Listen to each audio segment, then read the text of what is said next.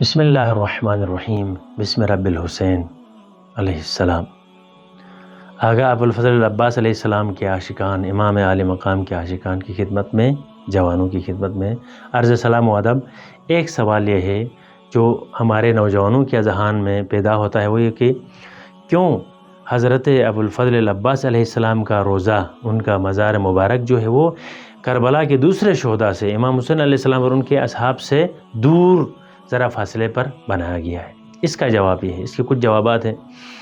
ایک جواب یہ ہے کہ آپ علیہ السلام نے خود جب امام حسین علیہ السلام حضرت ابوالفضل العباس علیہ السلام کے لاش مطہر پر پہنچے تو آپ کا بدن مبارک جو تھا وہ ٹکڑے ٹکڑے ہو چکا تھا۔ چونکہ آپ لشکر کے کمانڈر تھے اور جرنیل تھے، لہٰذا بغض و کینے سے بھرے ہوئے دشمن نے آپ کے بدن اطہر کو ٹکڑوں میں تبدیل کیا۔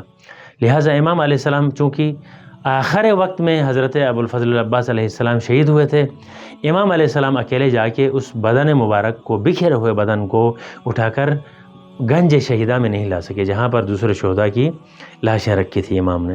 لہٰذا جب حضرت زینب سلام اللہ علیہا نے پوچھا تو امام نے فرمایا کہ میں اپنے بھائی کی لاش کو یہاں پر نہیں لا سکا۔ کیوں؟ اس لیے کہ وہ اتنی مجروح ہوئی تھی کہ میں اٹھا کر اس کو سنبھال کے نہیں لا سکا۔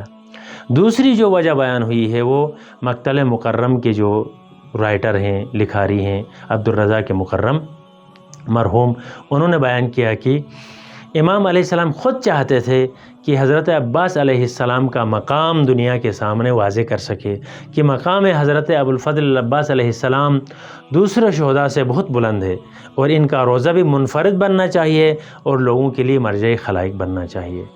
اور اس کے علاوہ امام سجاد علیہ السلام خود بھی جب تدفین کے لیے آئے تو بنو اسد کے ساتھ اٹھا کے لا سکتے تھے، لیکن چونکہ مصلحت یہ نظر آ رہی ہے کہ امام خود چاہتے تھے کہ حضرت ابوالفضل العباس علیہ السلام کا روضہ الگ سے بنے اور لوگ آپ کے مقام و مرتبے سے آگاہ ہوں۔ پروردگار عالم دنیا میں ہمیں آغا ابوالفضل العباس علیہ السلام کی زیارت اور آخرت میں ان کی شفاعت نصیب فرمائے۔ والسلام علیکم ورحمۃ اللہ وبرکاتہ۔